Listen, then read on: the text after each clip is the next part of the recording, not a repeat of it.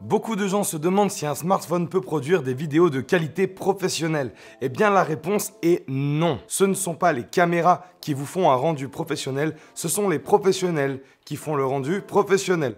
Oh, c'était bien envoyé ça. Je suis tout seul au bureau aujourd'hui. Je sais pas pourquoi j'ai fait ça. Salut à tous, c'est Matt sur Adness TV. Alors tout d'abord, je vous demande pardon, j'ai la voix un petit peu cassée. Pareil qu'il faut boire du thé. J'ai pas mal d'amis qui me demandent avant de partir en vacances, j'ai un petit peu de budget, est-ce que je prends une GoPro, un appareil photo qui fait aussi vidéo, comme ça je peux faire des photos. La plupart du temps, je leur conseille tout simplement de prendre leur smartphone. Pourquoi?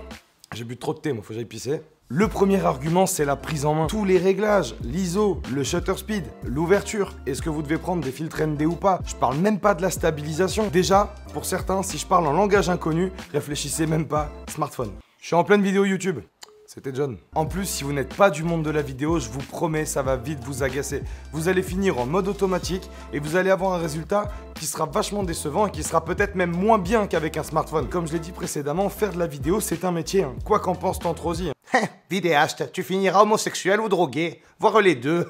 Le deuxième point, et non pas des moindres, si vous partez en couple ou en groupe, c'est l'espace que ça prend dans un sac. Je vous donne un exemple perso. Je suis parti en Islande l'été dernier. J'ai vraiment longtemps réfléchi à ce que j'allais prendre. Et en fait, je me suis dit, la configuration, c'est quoi? T'es en voiture, en road trip, tu dors dans une tente sur le toit de la bagnole, juste un allume-cigare pour recharger ton téléphone. Ça a fini très simplement. Drone, stabilisateur DJI et iPhone 11. Et quand on y pense, c'est vrai, tout rentre dans un petit sac à dos et tout se recharge avec juste un petit câble USB dans la voiture. Vous voyez, vous, en plein après-midi, vous arrêtez. Chérie, excuse-moi, on doit faire une petite pause restaurant, 1 heure, on se prend un café, j'ai les batteries à recharger, ou je dois dérusher. C'est le meilleur moyen de plomber l'ambiance road trip. Idem quand je suis parti voir mon frère à Montréal. Tu te vois avec ça toute la journée, toi, te balader en ville, aller dans les bars, dans les restos? Et puis, il faut que les gens jouent le jeu. Attends, on va la refaire, s'il te plaît, tu peux redescendre les escaliers, mais un petit peu plus à droite. Évidemment, le rendu smartphone et caméra n'a strictement rien à voir. Hein. Vous n'aurez jamais un rendu à la Sam Colder avec votre smartphone. Je vous le dis direct, c'est impossible. Chaque fois, je vous ai donné un peu les pires situations.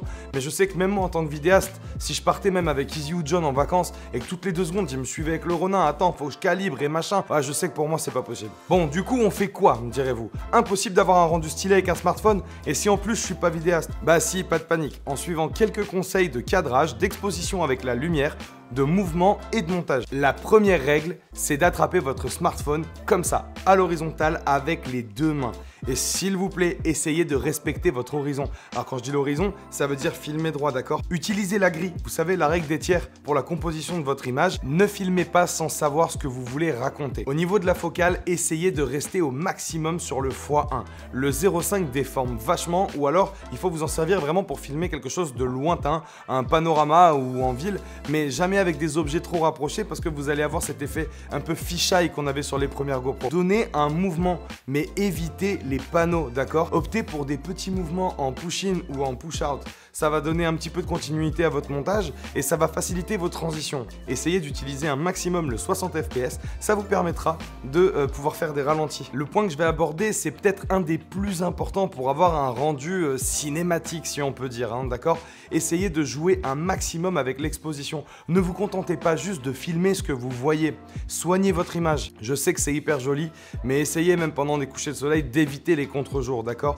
Parce que les smartphones n'ont pas ce qu'on appelle le dynamic range, qu'on peut trouver sur une caméra professionnelle ou sur un boîtier. Même en post-prod, vous ne pourrez pas vraiment rattraper et vous aurez le visage de la personne soit très très sombre avec un beau ciel, soit le visage de la personne clair mais avec un ciel complètement blanc. Si des fois vous souhaitiez vraiment investir quelques centaines d'euros dans un boîtier avec un objectif pas terrible, je vous conseille plutôt de prendre un stabilisateur pour smartphone. Et si vous pensez que ça suffit pas, eh bien voici une petite vidéo qu'on a réalisée avec un iPhone 11 Pro pendant une petite balade à la montagne.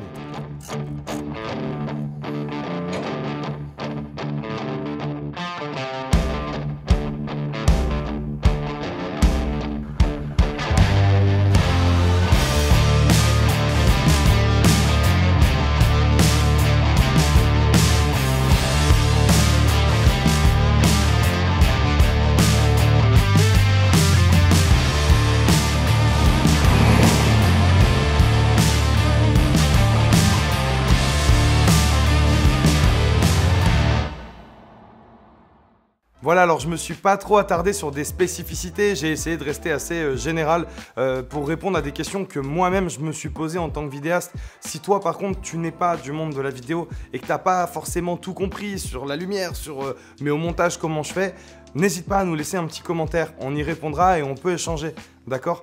N'oubliez pas que ce métier c'est d'abord une passion et en dehors de filmer, le meilleur des moyens de la faire vivre c'est d'en parler.